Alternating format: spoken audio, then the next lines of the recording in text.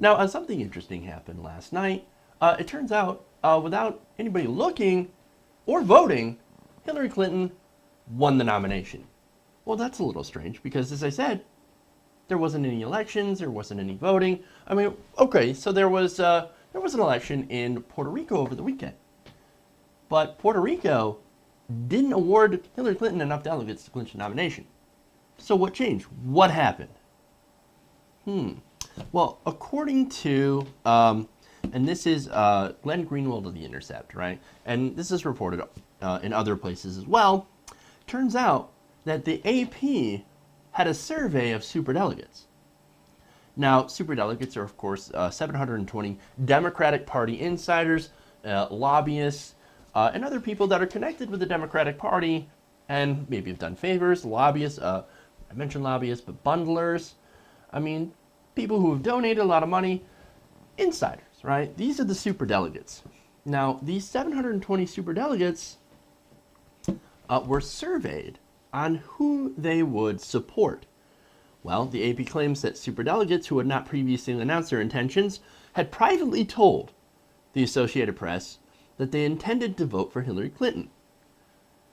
Now, there were enough superdelegates there that voiced their intention to vote for Hillary Clinton to give her more than enough numbers, apparently, to get the nomination. Now, these superdelegates were anonymous. We don't know who they are. But essentially, they just decided to hand the race over to Clinton before voting even began for New Jersey, Montana, North Dakota, South Dakota, New Mexico, and of course the biggest state, California. How ironic that the Democratic Party just decided the race using incredibly non-democratic methods. Now, that's not to say that Hillary Clinton didn't already have a pretty good chance of winning, right? Bernie Sanders would have needed a lot of delegates, winning over 80% in all the remaining races in order to get to beat her in pledged delegates and to bring it to a contested convention. He needed a lot. And Hillary Clinton was ahead. Now she has more delegates. Now the 3 million votes thing, you'd hear that a lot, right? But that's a garbage talking point. Why? It's because caucuses don't actually add to the popular vote totals. So if Bernie Sanders wins a caucus, that doesn't translate into popular votes. Hillary Clinton wins a caucus, that doesn't translate into popular votes. Both of them have won various caucuses and primaries.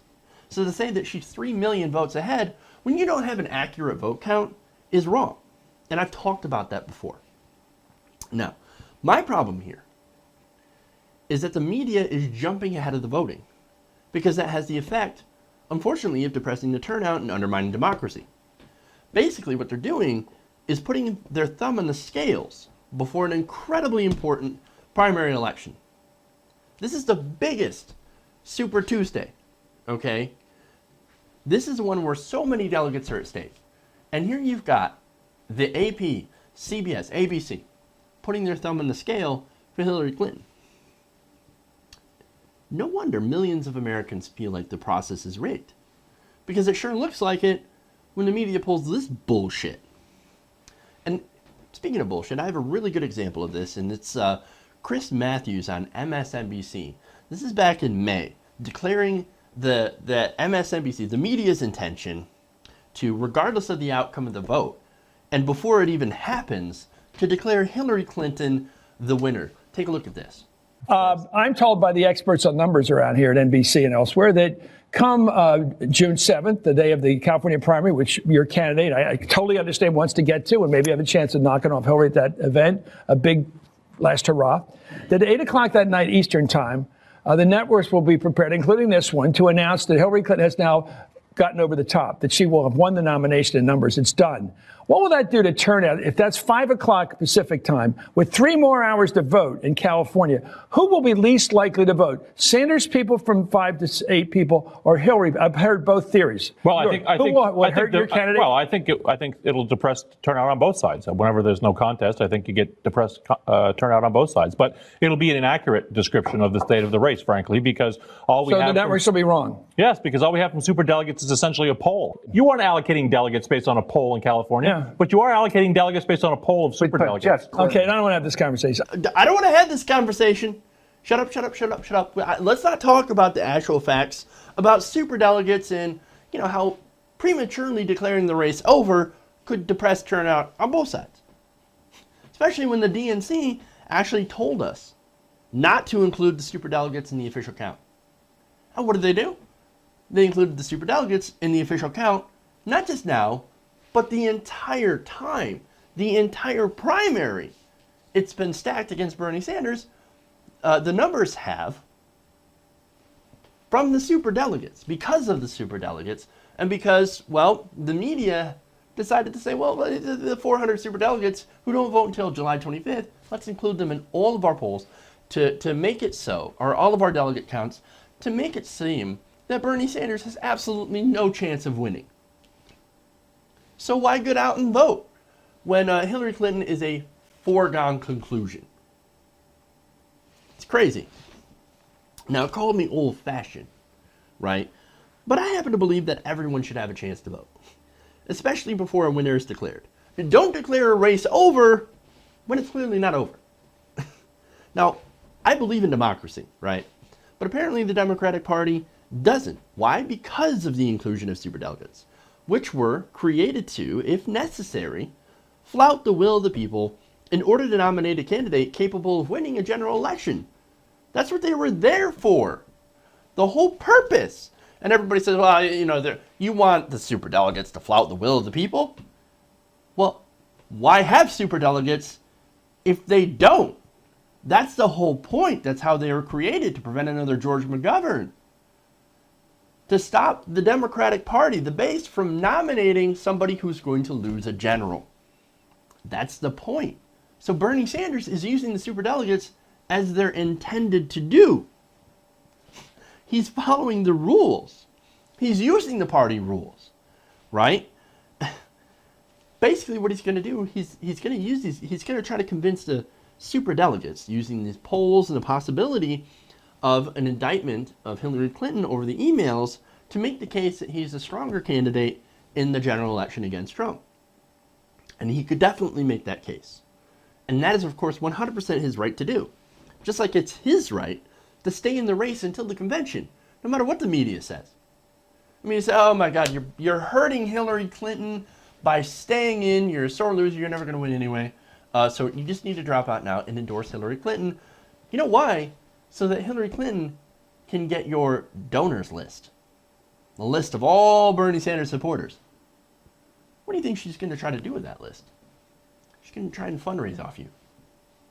That's why they're in such a rush to have Bernie Sanders drop out, because she wants to get her grubby mitts on that little list so that she can try and fundraise off you guys. I mean, why not wait for the convention to play out as it's supposed to? If she's the foregone conclusion, then fine. Ignore Bernie Sanders, as she largely is at this point. Let him run to the convention, go there, and then move forward from that. If you're the winner that everybody says you're going to be, that the media says you're going to be, then you should have no problem getting through the convention with the nomination, instead of doing all these bullshit games. As I said, he's got till July 25th to make his case before the superdelegates cast their votes. And depending on what happens today in California, his case could either be fairly strong or maybe not. Either way, by Wednesday morning, we'll know. Now, for Sanders, he had this to say, quote, "It is unfortunate that the media, in a rush to judgment, are ignoring the Democratic National Committee's clear statement that it is wrong to count the votes of superdelegates before they actually vote at the convention this summer. Secretary Clinton does not have and will not have the requisite number of pledged delegates to secure the nomination. She will be dependent on superdelegates who do not vote until July 25th and who can change their minds between now and then.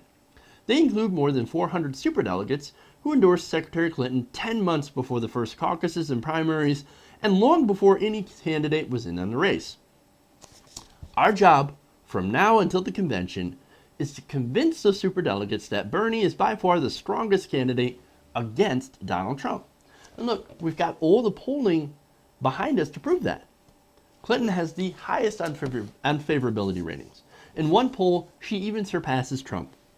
She's got low trustworthiness ratings, low support from independent voters that lean Democratic, an active FBI investigation, while Sanders has net high favorability ratings, high trustworthiness, lots of independent support, and no FBI investigation. Now, to me, the choice for the superdelegates is pretty clear. Hey, why don't you do your jobs? Do what you're designed to do and pick the stronger candidate against Donald Trump. Because at the end of the day, these are your rules. And guess what? We're just playing by them.